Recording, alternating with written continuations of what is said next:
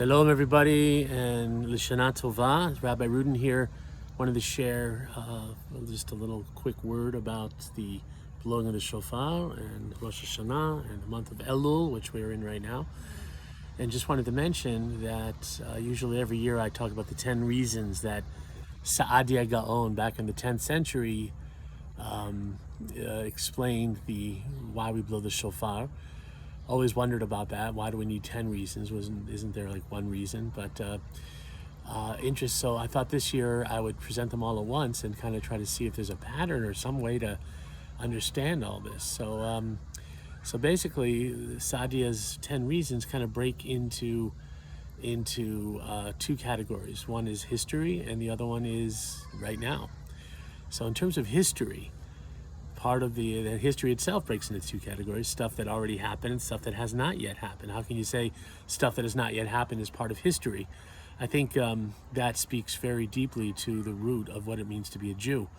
But I'll talk about that in a minute.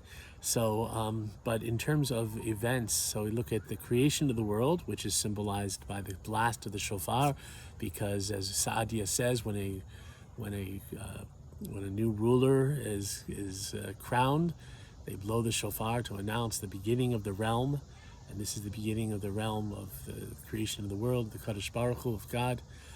Of course, the Torah's eternal moment of revelation, when we received the Torah on Sinai, it was announced by the blowing of the shofar.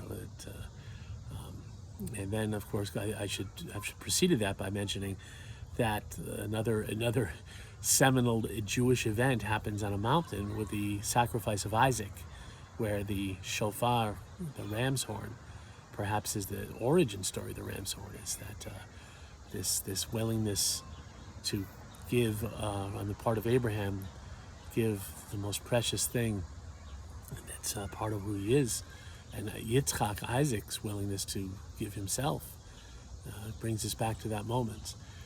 Receiving the Torah is and then we have kind of some less pleasant parts of Jewish history that are evoked by the shofar. You ask, why is that? The call of the prophets, the prophetic call is sound the shofar. The shofar is sounded, who shall not fear? Raise your voice like a shofar, God says to Jeremiah. So shofar is a sound of alarm, a sound of moral turpitude. Wake, come forward, remembering our past mistakes and failures, and failing to hear God's word and God's message and to live by it, resulting in another more ominous role of the horn, the shofar, of alarm and destruction, as our temples were destroyed. The conquerors, the Babylonians, the Romans, but it doesn't matter who, right? I mean, they're always destroyers, always haters. So the sound of their triumphant destruction of our temple and of our national center, symbolized with the shofar. And then we are asked to kind of take ourselves out of time and to go into the future. And in the future, we have been promised that Mashiach, when humanity has managed to advance itself through an act of will, an act of love, an act of living all the values that the Torah teaches us, humanity will reach the point where we can meet God halfway, so to speak. And that meeting point, the time of Messiah, is announced by the shofar. And then, of course, the day of Din, the day of judgment, which is the great judgment, precursor of Rosh Hashanah, the day of judgment. And finally, the future event that's really only hinted at, the revival of the dead, the returning to us of all those we have lost. And when you think about, I'm just going to say very briefly that when you think about, I was at a cemetery yesterday. I even tried to do a little Devar Torah from the cemetery, because we're supposed to visit cemeteries on Elul and think about visit the graves of our loved ones. And when we think about not just as a place of sorrow and death, but as a place of remembrance and love and the permanence of our love, but also a place that we say, whenever we go to a cemetery, we're asked to imagine Imagine, not in the zombie gross sense, but in the sense of the graves giving up their dead, and the rising up, young and strong, and death finally being conquered, because something in us just doesn't sit well. It doesn't seem right that there should be such a thing as death, and the Torah says, indeed, death is for the material things, not for the spiritual things, and ultimately we are spiritual. So the idea of the Tchiyat HaMetim, that in some way that we can't even understand, can't even begin to understand, all those we have lost will be restored to us. And those are the historical. And when I said that Jews are supposed to step out of history, we live in the world and of the world, but we also live kind of in a different world entirely. We live in a God reality, where all of time is spread out like a table. And present, past, and future are just one side of the table and the other side of the table, and it all coexists in one moment of eternal now. And if you think I know what I'm talking about, I don't. But that is the challenge, to kind of transcend time and to see the distant past and the future, the hopeful and optimistic future, as one thing happening all at the same time. They're coexisting. And then finally, those are the historical. Those are the 8 historical aspects of the shofar, because the shofar awakens them all. It's like a time machine. It brings us into the past. It brings us to the future. We travel on the sound. 10 sounds of the shofar, right? We have tekiah, shvarim, trua, tekiah, shvarim, tekiah, trua, tekiah gadola, right? The 10 sounds of the shofar. They carry us through time and space. They carry us through present, past, and future. They remind us of the Jewish historical experience. They remind us of the divine promises. They remind us that there is an end point, or you could say the beginning point, the beginning of the human story, and the end of the story of the fallen world. And then there is the right now story, and there's really just 2 reasons, right?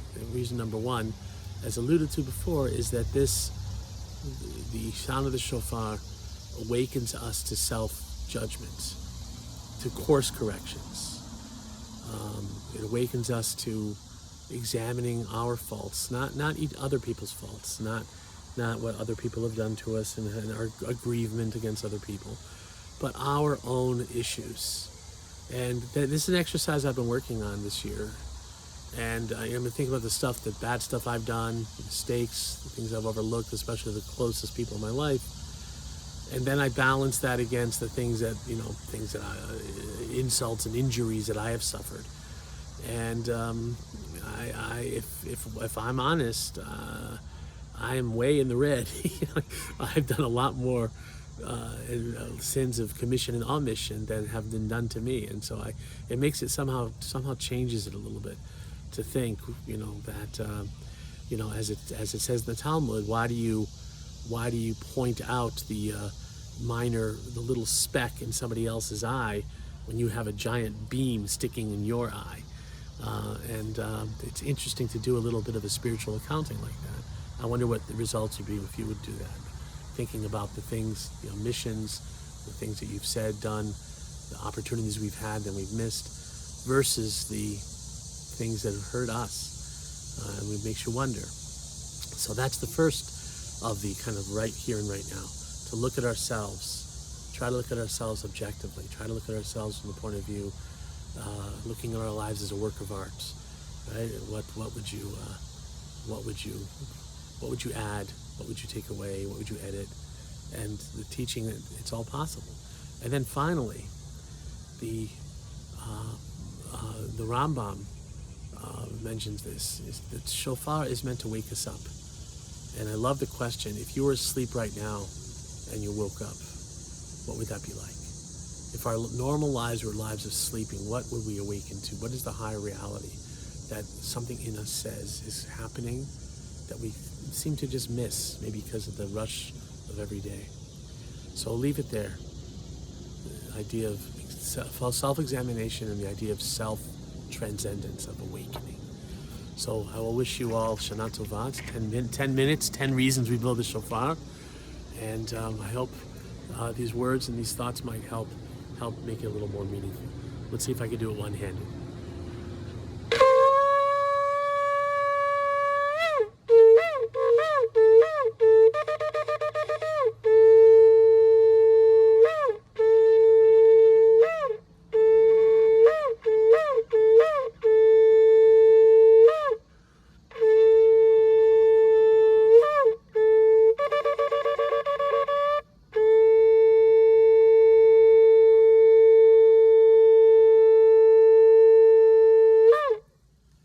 Thank you for letting me share Torah. Shana Tova, a year of blessing.